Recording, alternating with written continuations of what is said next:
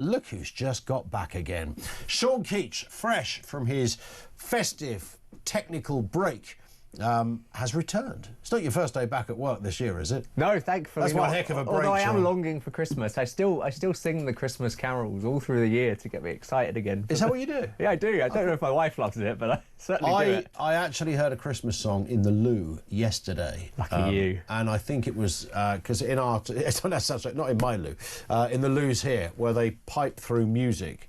And is it Stop the Cavalry or something like that? They must be on a discount or something. That's why they're playing it. And I thought, it's a Christmas song. I do Good King Wenceslas in the shower. It's lovely. I do won't do that? it on air. I won't disappoint the. Okay, that sounds like a technique rather than a song. How do you dry? Oh, the Wenceslas technique.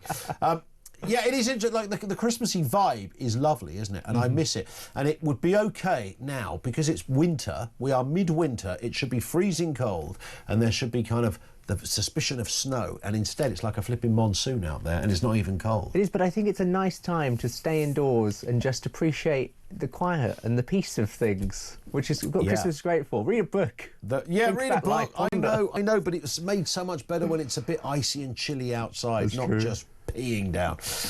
However, at least we have the world of technology to continue with stories keeping us interesting. One thing that's, of course, been happening a lot since we last spoke is the focus on under-16s and social media. Yesterday, the House of Lords voted in favour of the idea of banning under-16s. This is going to be one of the big stories this year, I think, for social media. So the Lords have voted for this amendment to the schools bill as a way of sort of speeding up this process, but the government says that they're going to try and vote it down when it comes to the Commons because they've launched their own consultation and they want to do it in their own way. The problem is that a lot of Labour MPs actually support this idea of doing an under-16s ban, so I think there's going to be a lot of contention.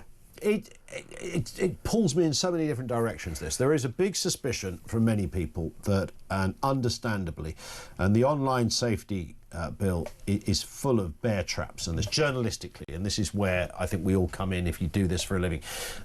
You have to be worried when a government says, we're going to give you a bullet point list of things you can't put online. That's the bit that we should fear. Now, of course, the argument is, well, this is about kids not seeing pornography and violence and torture. What's wrong with that? Well, when you put it like that, nothing's wrong with that, but who sets the list of what is acceptable?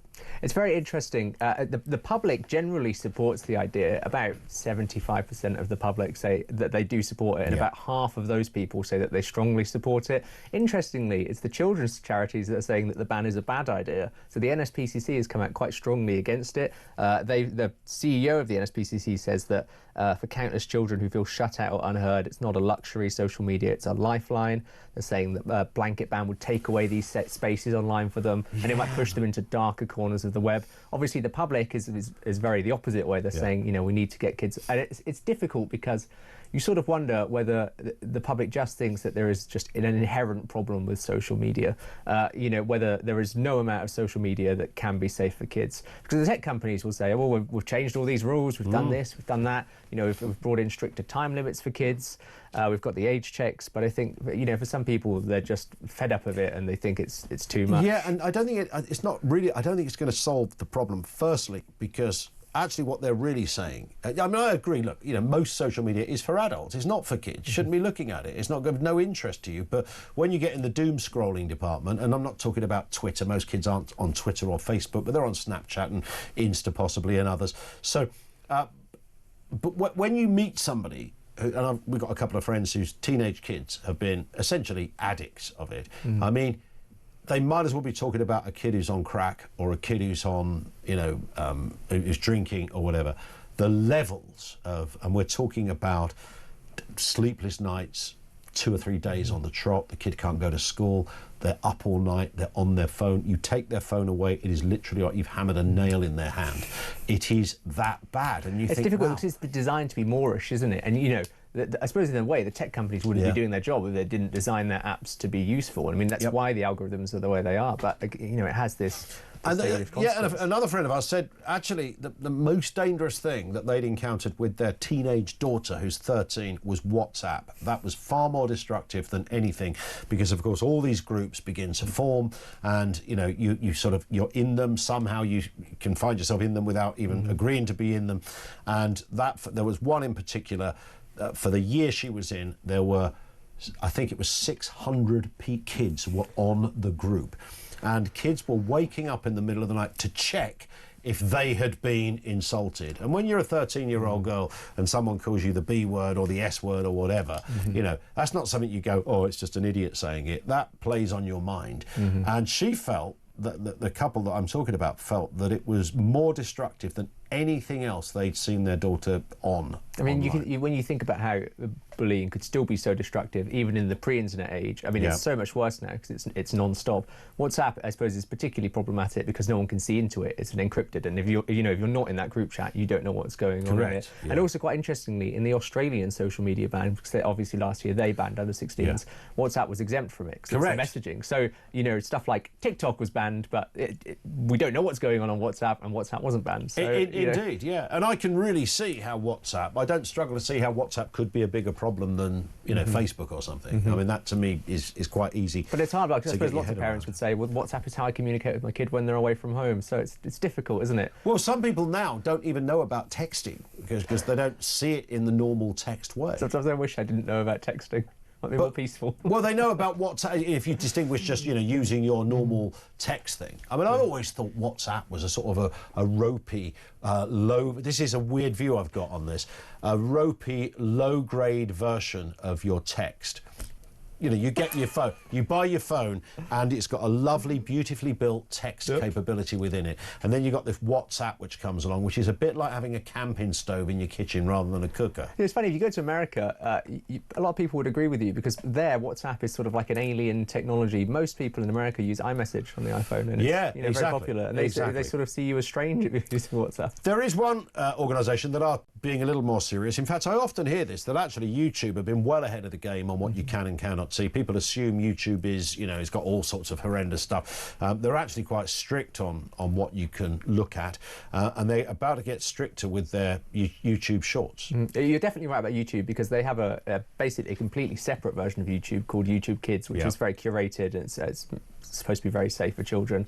A lot of parents really like it. But YouTube has brought out new parental controls, and one of them is that you can now set very specific time limits for YouTube Shorts, which is basically their version of TikTok or Instagram Reels. So the short form vertical video, you sort of scroll for 3 hours and you're like, oh God, what have I done?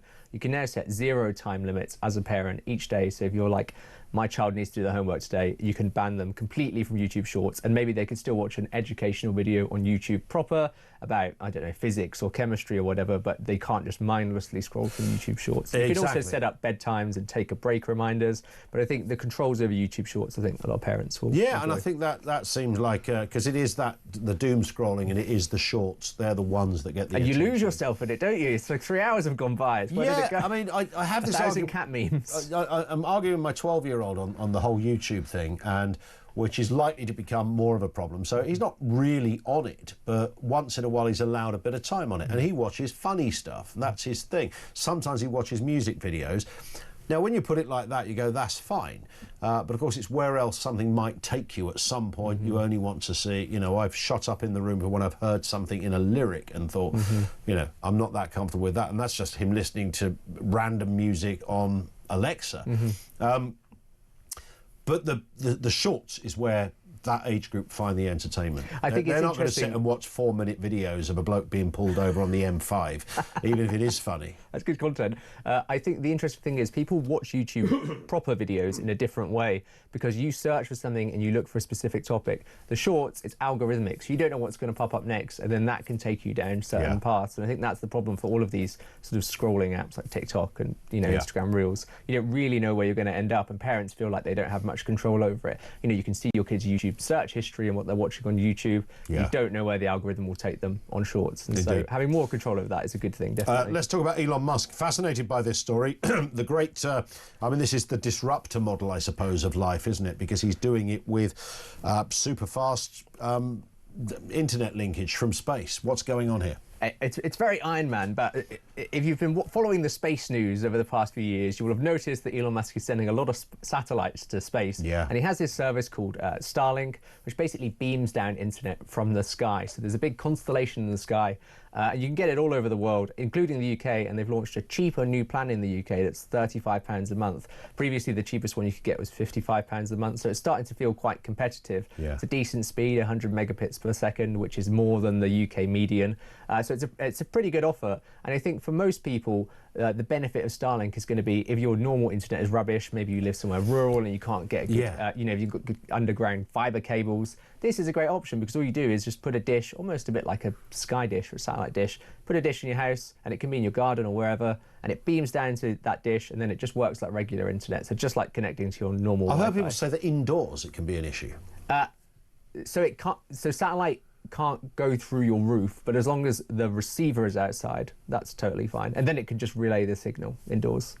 So what would it? So you'd be all right. So you could put the you put the dish outside. Yeah, you put the dish outside. Is just it like a Sky dish, or is it smaller It's almost than that? exactly like a Sky dish. I mean, it looks slightly different. I'd say it looks a bit more sci-fi and cool. Okay. But effectively the same. As long as it's outside, the satellite has line of sight to the dish, and then it just goes into your house and then works like right. So signal. you wouldn't need to, you wouldn't suffer being inside the house. No, and it doesn't matter if you don't have good, copper cables or fibre cables running to your house. You could live in the wilds of Scotland and you could still get a good internet connection. Because we had the classic thing happen, and I actually thought it was a joke, and I thought I was on some kind of hidden camera show. Not just me, but me and about 5 other houses where there's a long road, and they start doing the super fast broadband, and that's when you see there's a little hole outside each house, isn't there, when they're doing it, because each house is individually serviced for this, as well as anything else they've got to do. So they go down that end of the road, and then they start the other end of the road, and the idea is they meet in the middle where we live, but they didn't meet in the middle, they stopped. And there's about 5 houses. I think we're in a clunky bit of ground, which probably was the reasoning, and we literally didn't get it. So with this, it wouldn't matter, would it? Because we'd be taking it from the sky. Wouldn't matter at all, and you don't need to dig anything up. And it's a brilliant service because you don't need any of that physical infrastructure. In fact, today Jeff Bezos, rival billionaire, has come out saying he wants to do this as well. Of course he does. With his space company Blue Origin. I think to be a billionaire who's sending stuff to space, but he wants to put up 5,500 satellites. I think Elon Musk has something like 9,500 satellites up there. So a lot of satellites circling Earth, but in a way it's good because you're going to get some competition. It might drive prices down further. You've got all these competing services. Weirdly, Bezos actually is also doing it with Amazon, which he's the executive chairman of. So Amazon has a service called Leo. His rocket company is doing this one called TerraWave. So there's going to be a lot of satellites in space, beaming internet to Earth. So hopefully in a few years, lots of choice. Talking of space and talking of choice, is there some kind of thing, this is a separate subject, but it's about space, particularly the moon, where you can go on holiday to the moon? Space holidays are definitely going to be a thing in the future. You currently can't go to the moon yet. What? Although That's there are rubbish. lots of companies looking at it. Was it closed for the weekend? You can certainly like go when to you go the to Centre edge of Parks and the space. pool's not working. Exactly. You get all the way up there. Well, although we are about to return... Sorry, the moon's closed. We are about to return humans to the moon. Later this year, they're doing a mission that'll sort of take them near the moon, and then in the next year or two, we'll put man and woman back on the moon for the first time since, I think, the 70s. So it's going to be pretty exciting. A new golden age of space, and then hopefully 10 years' time, maybe holidays to And space. you know that the first person that goes that you know and comes back is going to do the gag, isn't it? It was all right, but there was no atmosphere. You just know that's going to happen. I just think that in the same way I sort of, whenever I speak to my grandparents and they didn't travel very far, I think my grandchildren will say to me, I can't believe you've never been to the moon, Sean. I can't believe you've never been to Mars. You've only been to China. That's rubbish. Would you go? Would I go? If Elon Musk rang you up tomorrow and said, you're Sean Keach from The Sun, you're like big deal in this world, get in my rocket, sunshine, we're going to blast I talk to this about my colleagues all the time, because it is possible that I could be invited on a press trip one day to the moon, and I don't know, it worries me because I've just written so many stories about rockets exploding in my time as a tech and science journalist that I think it worries me a little bit. I've seen a lot of footage of them just combusting, and so I think, maybe once it becomes a bit more regular. Well, Sam, our tech op out there, he'd go. Need to. Would you do it? You can have my spot. spot. Give it a go. As long as you do some, nice footage of you. I mean, on imagine, the moon. because no one's been on the moon since 1969. It would be It's weird that no one's went back, because everyone goes, why did you not go back? I mean, what's the deal? And I think the deal is they don't need to. But you know what? And it's expensive. I quite like England. We've got a lot of nice countryside, and maybe that's enough for me. Yeah, but think of the craters. Think of the clangers. Well, you got Peak District. You got some nice gorges. That's very true, yeah. Bromley or the moon? It's a tough call. Very quickly, Sean, just a final one. Lego. I think most people love a bit of Lego. Dads love a little bit of Lego as well. A new creation, a new type of brick. Yeah, they brought out a new brick, and weirdly very controversial. Lego fans are really divided on this, but they brought out a smart brick that can make noises, it lights up, it knows when it's near other bricks, and it's meant to bring your sets to life. So, for instance, they showed me this Star Wars set, and then as you're sort of flying it through the air, it makes the whooshing sound. Now, the sort of detractors of this say, well, the joy is that the kids make the whooshing sound, and that's the whole point of Lego, is that it sparks imagination. I suspect probably the answer is somewhere in the middle, and that some kids will love this smart Lego, and some people will just want the old bricks. But I think there is something to be said about Lego being a nice sort of offline activity. No screens, you just sit there and you just build something, and it doesn't need to come to life, it just exists. Well, it's like the Technic stuff, isn't it? Because there's a crossover there as well, and you sort of think, this is amazing and it's great, and, my lad has built a great sports car, a Lamborghini or something.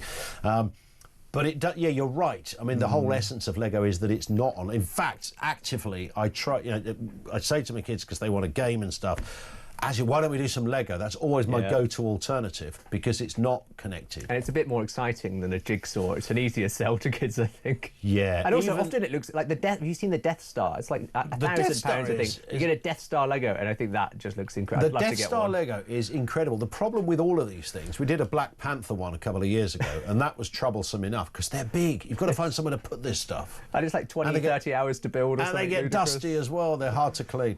But great fun doing. Listen, Sean, thank you as ever. Check out Sean on the Sun website. Very simple. Have a look at the tech stories there. Many more beyond the ones we've been discussing as well. Sean Keach with us here on Talk.